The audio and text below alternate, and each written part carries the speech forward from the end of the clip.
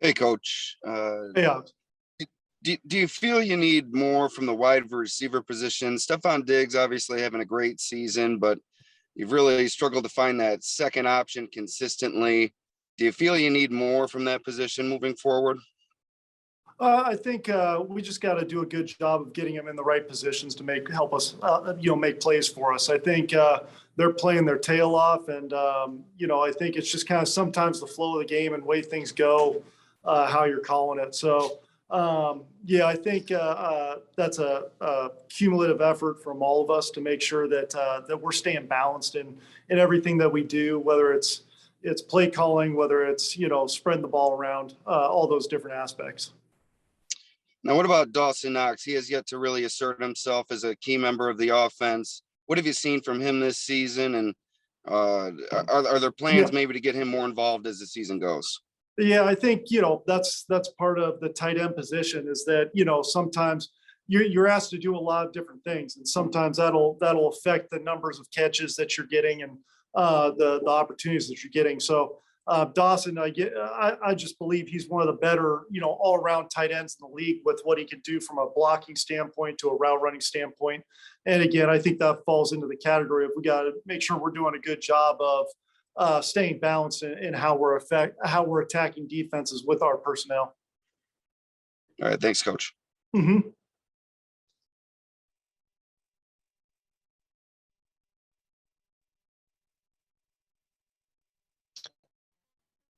Coach Dorsey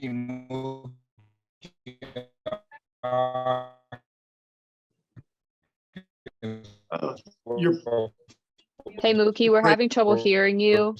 How you doing today? I can't hear. Coach? Hello? Is it me? Can you hear me? Hey, Ken, it's Jay with the Buffalo News. You got me? Yeah, I got you, Jay. Okay, yeah, I think maybe Mookie was having audio problems, so maybe go back to him. I appreciate your time. Similar to kind of what Alex was asking there, Gabe Davis, he's got 18 catches this year. In a high volume passing offense, understanding that he missed some time with an ankle injury. What do you have to do to maybe find that consistency from him? Because he's had some monster games, but then some games where he's been kind of quiet. And there's kind of a roller coaster there week to week with Gabe. How do you maybe get that consistency to where you need it to be? Yeah, I think it's a combination of obviously keeping him involved and making sure from a game playing standpoint that we're utilizing all of our personnel to the best of their ability in the spots in which they can make plays for you and giving Josh plenty of options. So I think that's one thing. And then Gabe is, go out and make plays and trust himself to make plays and do the different things that he's capable of doing and us giving him the chance to do so.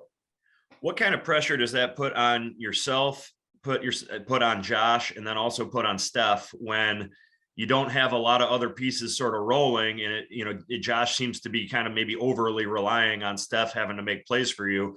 The three of you collectively, what kind of pressure does that put on the offense?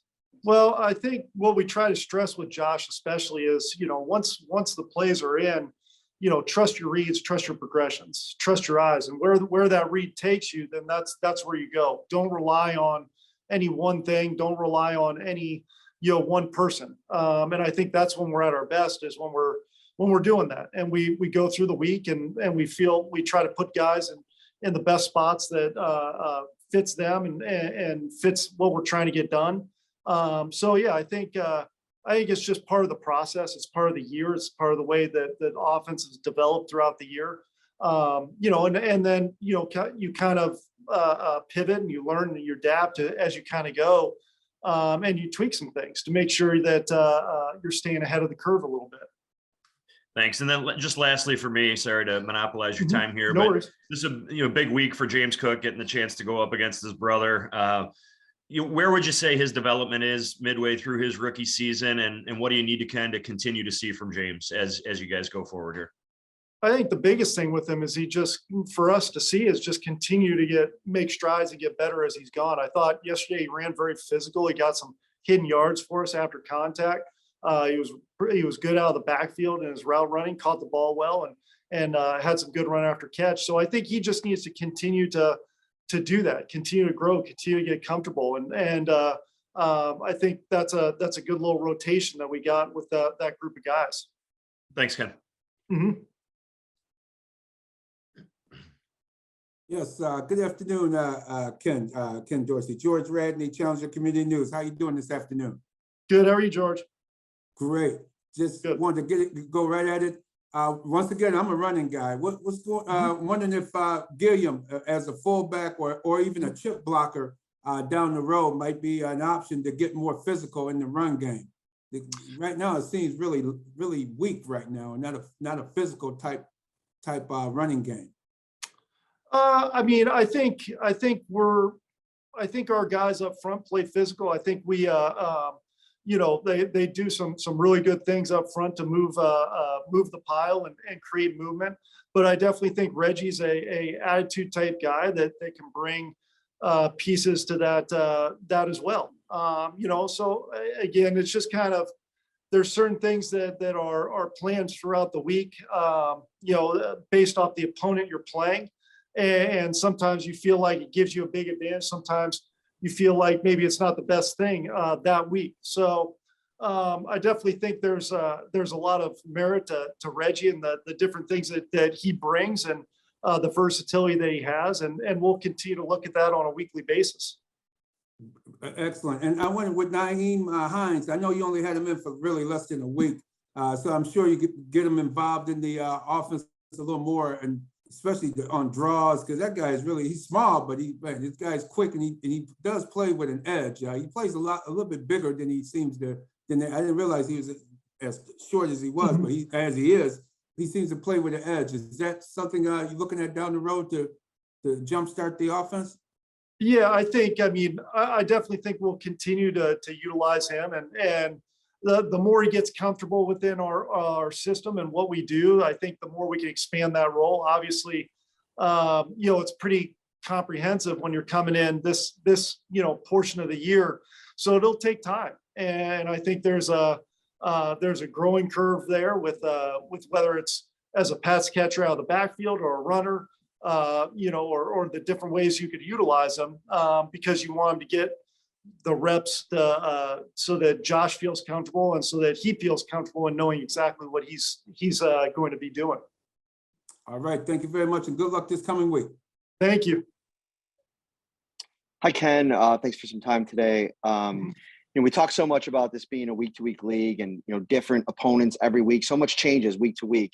And I feel like a lot of times fans, they really just dial in on whatever that given week is. And obviously, when you struggle like this, everything seems to be magnified. There seems to be panic in the fan base. But I guess I want to ask you a question to you. Is there any panic in the building? I think we understand that, it is you focus on that week. You really stress the guys, focus on the now, focus on this day every day. And I think that's critical because so much, the NFL is a wave. It's ups and downs. It's good and bad, whether it's in the course of a season or a course of a game. And you've got to be able to weather those storms and stay steady and stay level and stay focused on the task at hand. And I think that's what we're really trying to do. That's what we really try to stress. And just in that game, I felt like there was so much good in that. Especially the first half, we just couldn't get into that rhythm in the second half to continue that. And, so I think we just got to continue to focus on us, continue to focus on the things that we have to do to continue to grow as an offense and continue to take strides to make sure we get to where we want to go. And then specifically in the passing game, and you mentioned, some of the good things that happened early on in that game. You go to the second half and it seemed like, listen, they have a really good defensive line with a lot of good players, but what made it so hard to effectively move the ball in the passing game? And did you notice anything, particular that Josh was struggling with in the pocket, or what led to maybe some of the struggles in the pocket? No, I think we just, I know it's general, but we just weren't in a rhythm. And offensive football is about 11 guys being on the same page and doing their job and executing their job, and at times it's if one thing breaks down or there's one little mistake, it can affect the whole play and have a domino effect. So I think there was a lot of just, we just weren't in a rhythm together as an offensive unit. And I think that kind of, led to some of those things that stalled out some drives, because we had some drives going and, in that second half, but we just kind of stalled out some things just from a lack of execution, a lack of, making sure too that our guys were, in the right spots and giving them a chance to operate effectively. Thanks, Ken. Appreciate it. Mm-hmm. Coach Dorsey, Mookie Hawkins, Ruffles question today. How you doing today? Hey, good, Mookie. How are you? I'm okay. I'm okay, Coach. Just about pretty much everybody hit on just about everything, but the offense, outside of Stephon Diggs, is kind of like, it's up and down. It's rather inconsistent. How do you look to be a little bit more creative to get that balance that you need, other than the consistency production that you see out of Steph Diggs? Yeah, I think the biggest thing for us is just making sure that one of the things I'm a biggest fan of is when I look at the stat sheet and you have multiple guys with multiple targets. I think that's important. So it just creates issues for a defense when you can create multiple guys with multiple targets, especially when they're at different positions. So I think that's going to be obviously a continued focus for us moving forward, and that makes you difficult to defend when you can be multiple in those different areas. No doubt. And on the flip side of that stat sheet, Devin Singletary only averaged around 8 to 10 carries. Other than your quarterback, how do you plan to be more creative to get balance in your run game? Because teams now are pretty much lagging back for the pass and pretty much not caring if you run the ball or not. Yeah, I think that's all part of it. I think, Josh's numbers, obviously, rush attempt wise, were a little inflated with the quarterback sneaks that we had in there. So that obviously bumps his numbers up a little bit. But we definitely have to make sure we're doing a good job, with the backs and being creative in ways to making sure that we're getting them the ball and allowing them to do, some of the things that they do extremely well. And some of those run games where you're pulling it on RPOs and things like that affect those numbers as well. So we just got to do continually focus on making sure we're giving them opportunities to do those different things, and us to be physical up front and get movement and create opportunities. No doubt. Appreciate your time, Coach. Have a great Thank week you. of practice. You too. Thanks. Hey, Ken, John Worrell.